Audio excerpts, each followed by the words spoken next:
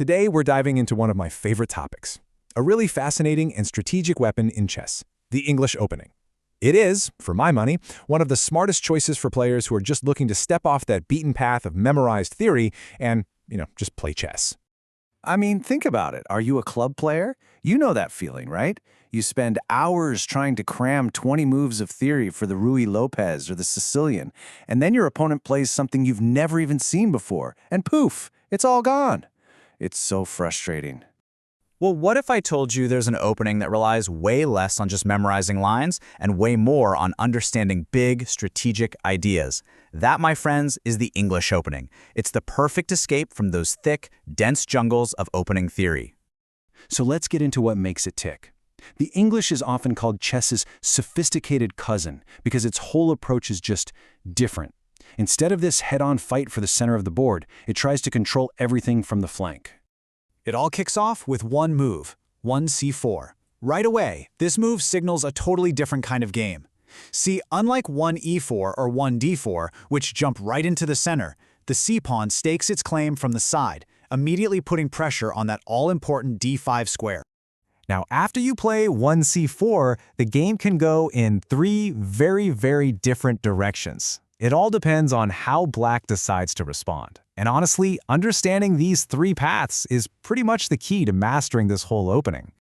Okay, path number 1. If Black plays the most popular response, which is 1e5, we find ourselves in what's called the Reversed Sicilian. And yeah, the name basically tells you everything you need to know. And here's the best part. You get to use all those same aggressive, attacking ideas from the Sicilian defense, but you're white.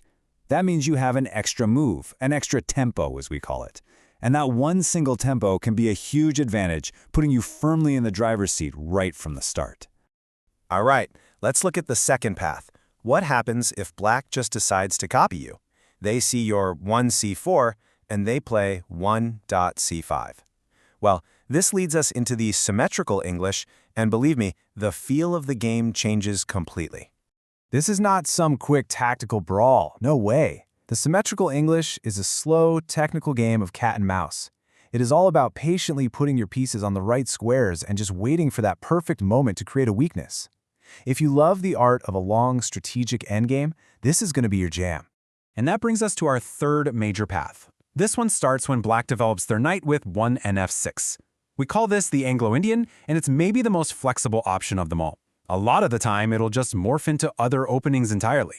And this is where the psychological genius of the English really shines. It's all about control.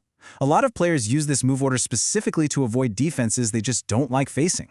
So for example, if you absolutely dread playing against the super sharp Grunfeld defense after 1d4, you can start with 1c4 instead and steer the game into waters where you feel a lot more comfortable. It's a clever trick. Now, within the English, there are a few specific setups you can go for. And one of the most popular and just rock-solid ones is the Botvinnik System. You build this structure that is an absolute nightmare for your opponent to try and crack. So how do you build this fortress? Well, it's pretty simple. You create this CDE pawn wall in the center. Then you fianchetto your bishop to g2, which puts it on that long diagonal where it just becomes a monster. And finally, your knight hops to e2 to support the whole structure. The beauty of it is, it's a system you can use against pretty much anything Black tries to do.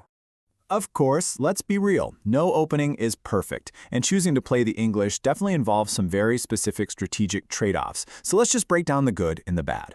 So on the plus side, you get this incredible flexibility, you have way less theory to memorize, and you get a real psychological edge against people who aren't ready for it. But the trade-off is, the game is often slower. You might give Black some space in the center at first, and it really requires some deep strategic understanding to play it well. This is definitely a thinking player's opening.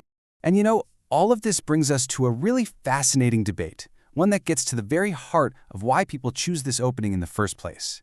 Is playing the English a lazy shortcut, or is it actually a smarter way to play chess? You've got Grandmaster Matthias Walls, who famously argued that the English is for lazy players. His point was that you don't have to spend hundreds of hours studying these super sharp theoretical lines. And, from one point of view, he's kind of right. But let's push back on that for a second. Is it really lazy to prefer thinking for yourself right from move 1, instead of just repeating lines you memorized from a book or a computer screen? See, this is the crucial point for me. The English forces you to actually understand chess, to really get the nuances of pawn structures, where your pieces belong, and what the long-term plans are. It becomes a pure test of strategic understanding for both you and your opponent. So maybe the best way to think about it is this. The English opening might be lazy on your memory, but it's incredibly hard on your brain. And for a lot of people, that's exactly the kind of chess they want to play. So the real question is it the kind of chess for you?